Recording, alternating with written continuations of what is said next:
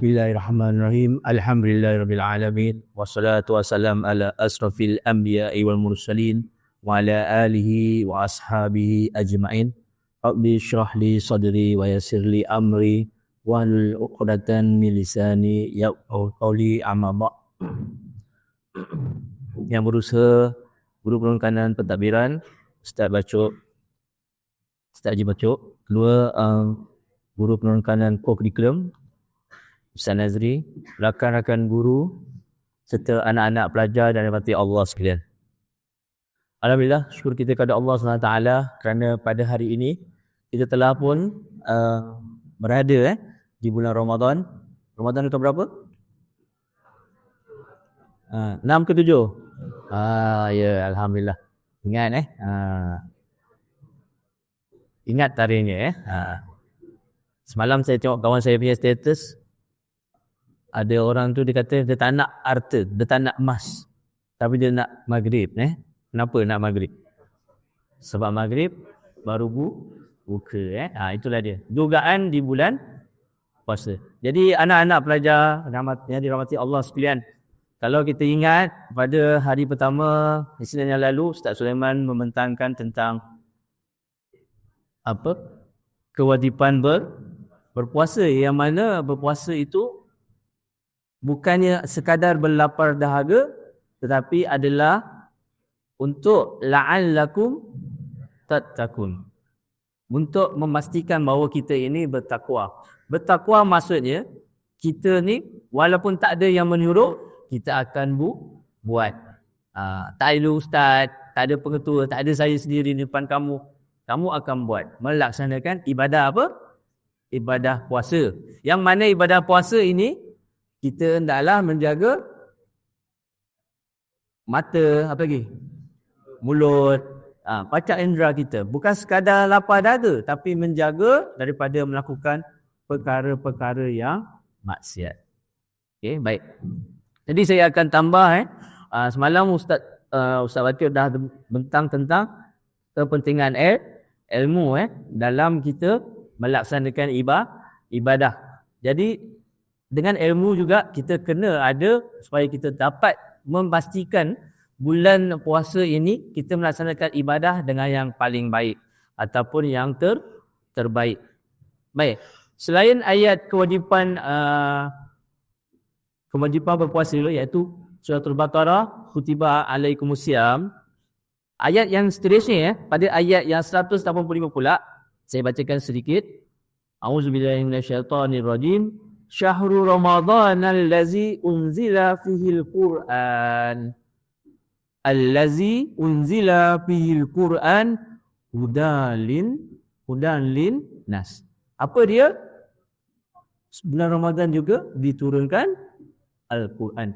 Jadi di samping kita berpuasa, di dalam bulan Ramadan ni kita kena arif, kita kena ambil berat tentang Al-Quran. Perasan tak? Kita ni dah lama kerap membaca Al-Quran. Semenjak ada ni, apa ni? Telefon. Kan di akhir zaman ada Dajjal. Ada juga ulama yang menyatakan ini juga Dajjal. Kenapa dia kata Dajjal? Ketera dia satu, mata satu. Tapi nampak dia memang memesongkan kita. Ramai kita ni suka membaca dan melihat tanpa mahu membaca Al-Quran. Jadi tolong siapa yang duduk luar, terutamanya yang ada gadget di rumah, janganlah sampai awak tak membaca Al-Quran. Al-Quran sepatutnya pada bulan Ramadan kita bertadarus dan juga kita memahami lebih dekat apa yang dimaksudkan dengan Al-Quran. Jadi kalau baca bukan sekadar baca, bukan berlumba, bukan kata aku dah banyak, aku dah khatam 10 kali, bukan macam tu. Kita membaca Al-Quran untuk supaya kita faham apa yang kita baca dan Al-Quran itu masuk ke dalam diri kita. Sebab tu kena faham apa yang awak baca, kena faham. Sebab tu bahasa Arab jangan hafal membuta. Hafal dan faham. Baru awak mudah menguasai bahasa Arab. Kemudian hadis Rasulullah SAW juga menyatakan man shoma Ramadan imanan wa ihtisaban ghufira lahu ma nuqaddama min zambi siapa yang berpuasa di bulan Ramadan bersungguh-sungguh. Apa maksud bersungguh-sungguh? Membuat dengan sehabis baik. Apakah kelebihan dia? Dapat diampunkan dosa. Nak diampunkan dosa tak? Nak masuk syurga tak? Tentu sekali tak ada yang nak masuk api neraka. Inilah dia di bulan Ramadan, kita gunakanlah dia dengan melakukan ibadah berpuasa dengan bersungguh-sungguh. Jangan time bulan puasa lembik, macam kau seorang puasa Semua orang puasa kan. So cubalah elakkan ngantuk dalam kelas. Kalau mengantuk tahan. Kalau cikgu lambat sikit, bolehlah tidur sebentar. Ataupun kalau tak tahan sangat, macam ni lah. Jangan cikgu di depan, awak tidur di belakang. Ni tak dapat apa-apa. Macam cakap puasa, tak dapat pahala. Belajar pun penting. Untuk ilmu penting kan? Itu juga berpuasa. So, berpuasalah dengan mendapat fadilat dan juga kebaikan yang sehabis baik. Dan yang akhir sekali, al-saum junnah. Apa maksud junnah? Puasa itu adalah perisai. Perisai apa? Bila awak buat kebaikan, bila awak melaksanakan puasa dengan sungguh-sungguh, insya-Allah masuk syurga. Jadi perisai daripada api neraka. Jadi pelajar-pelajar, mudah-mudahan dalam masa sekarang dah 7 hari Ramadan 30 hari insya-Allah lah, lebih kurang 7 hari, 10 malam yang pertama ini kita sekarang. Lepas tu nanti 10 malam yang kedua. Dan nanti ada akhir sekali 10 malam yang ketiga. Harap kita punya ibadah makin lama makin bertambah. Apa jadi kunci? Pengurusan masa. Kita boleh solat, kita boleh puasa. Tapi siapa yang puasa bersungguh-sungguh, cara dia gunakan puasa tu. Dia solat, dia baca Quran. Tak semua orang sama. Ada orang dia bantai tidur je daripada awal sampai akhir. Boleh ke? Boleh.